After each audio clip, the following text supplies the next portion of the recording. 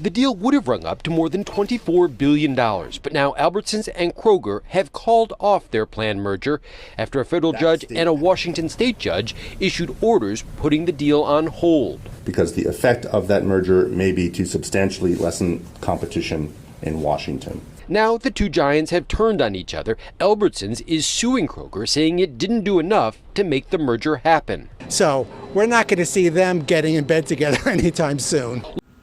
The Kroger acquisition of Albertsons. How do mergers work, and why did this one fail? Before we get started, let me give some background information on these two grocery chains. Kroger and Albertsons are both very large grocery chains here in the U.S.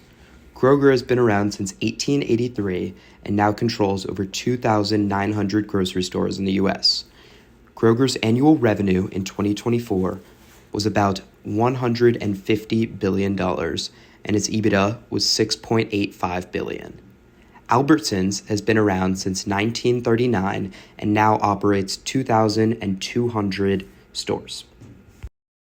So why did these two companies want to merge, and how do Kroger and Albertsons benefit from merging? The main reason they chose to merge is so they could compete with non-traditional competitors, including Walmart, Costco, and Amazon. Kroger and Albertsons did not believe they would survive in the competitive environment without merging. Executives at both companies believed that this merger would grant them a better relationship with suppliers, which inherently would lower prices for chains and the consumer.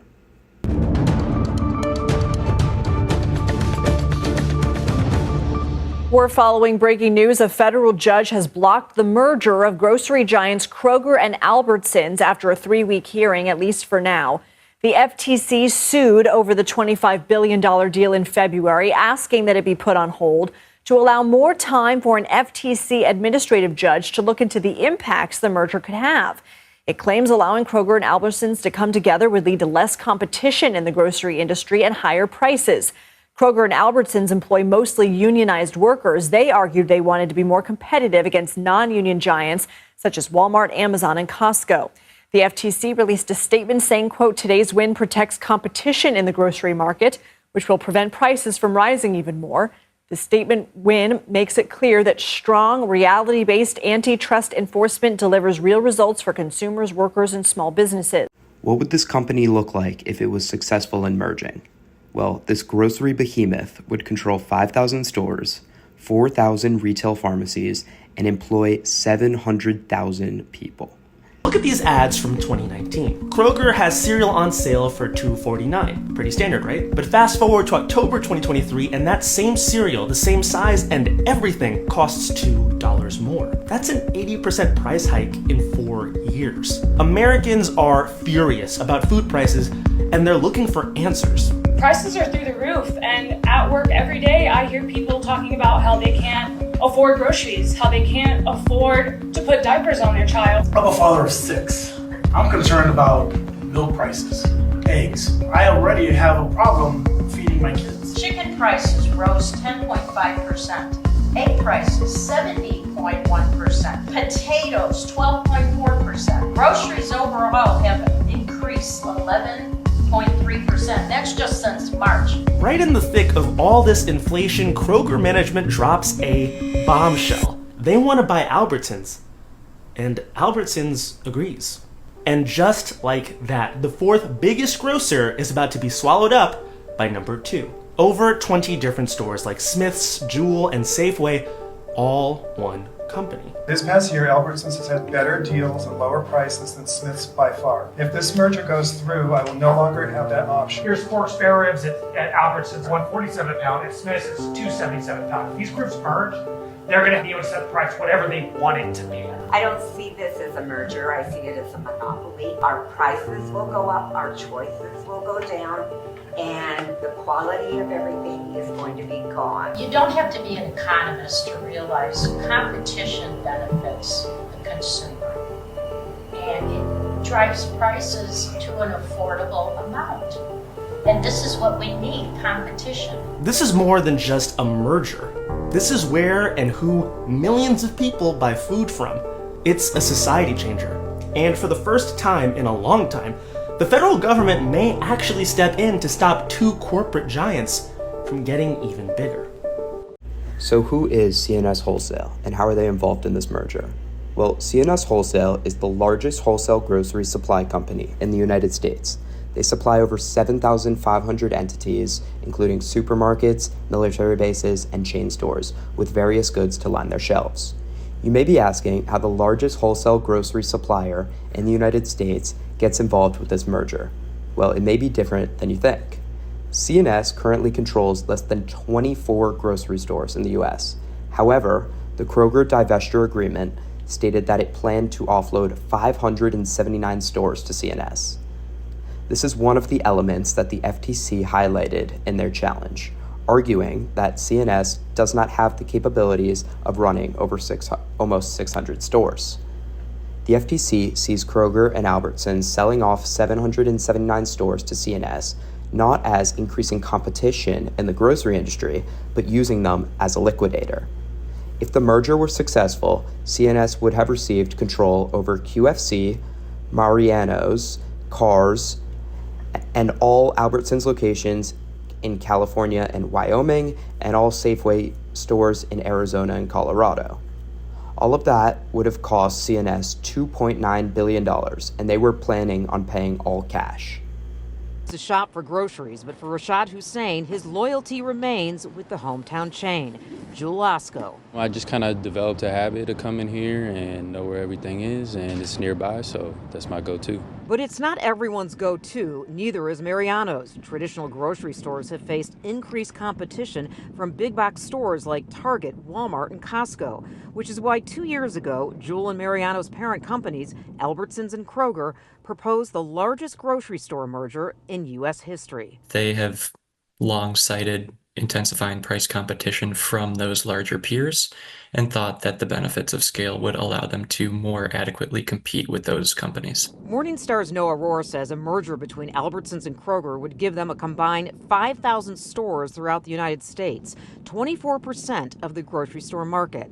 The Biden administration and Illinois Attorney General Kwame Raoul opposed the merger, saying it would raise prices and lower employee wages by eliminating competition. Kroger and Albertsons were making the opposite claim, saying that it would give them enough scale to lower prices and be more competitive with the larger supercenters. But yesterday, a federal judge and a state judge in Seattle, Washington didn't buy that argument. They halted the $24 billion merger, claiming it would drive up prices. The effect of that merger may be to substantially lessen competition. Once joined at the hip, both grocery store companies are going their separate ways. Jewel Osco owner Albertsons officially ended the merger and is suing Mariano's parent company Kroger, saying it didn't do enough to secure the deal. During the past 2 years, both grocery store chains have spent hundreds of millions of dollars putting together the deal. Now they will spend even more fighting each other in court. How it will affect local Jewel and Mariano stores remains to be seen. So why did this merger fail? The merger was initially forced to a halt after the FTC challenged Kroger's acquisition of Albertsons, arguing that it would lead to higher grocery prices, eliminate competition, lower product quality, and decrease workers' wages and benefits. There is some contradictory information between what Kroger stated and what the FTC said, however. The FTC argued that this merger would eliminate competition, yet overlooked the fact that Walmart, Costco, Amazon, Whole Foods, and Target all said that they would continue competing even if Kroger and Albertsons merged. Additionally, this merger would not lower product quality if it were successful, as Kroger would have a stronger relationship with C&S and would therefore be treated better. The merger then faced another obstacle after a federal and state judge blocked it. The U.S. District Court judge issued a preliminary hearing, whereas the Seattle judge issued a permanent injunction. Moreover, some stores were so close to one another, in LA for example, that it was inevitable that if the merger were successful, one of the stores would have to close its doors. This merger also caused a lot of people to feel concerned about how much the grocery market Kroger Albertsons company would have control over. So why did Albertsons sue Kroger? After a federal and state judge blocked the merger on December 10, 2024, Albertsons executives decided to sue Kroger, which ended the 2-year pending merger on December 11, 2024. Albertsons claimed that Kroger was at fault for the many hurdles the two companies had to jump over to reach this point. The lawsuit alleged that Kroger did not cooperate with Albertsons. They did not inform Albertsons of issues occurring regarding the merger and did not listen when Albertsons brought information to the table. An example of this is Albertsons suggesting adding more stores to the divestiture package, which Kroger agreed with, but they did not add a single store until they received pushback from the courts. The first proposed divestiture agreement, including divesting only 238 stores to C&S, which regulators were quick to change. Despite this, Kroger continued to use the original divestiture agreement for months before finally adding new stores. Even though they did not add new stores, which would increase the likelihood of regulators approving the merger, Kroger decided to divest the stores with the lowest revenue and profitability to C&S. Not a great look. Regardless, it gets worse. When the FTC asked Kroger questions about the economic analysis behind their divestiture deal, they decided not to respond at all, showing either a lack of knowledge or a lack of urgency. When Kroger changed terms of the divestiture agreement, they allegedly selected things that would only favor them and hurt Albertsons. Additionally, Kroger allegedly refused to allow Albertsons to pay their employees retention bonuses. Kroger's CEO came out and made public statements downplaying how important Albertsons would be in Kroger's future. With all that being said, it is no surprise that Albertsons decided to scrap the merger and follow that up with a lawsuit.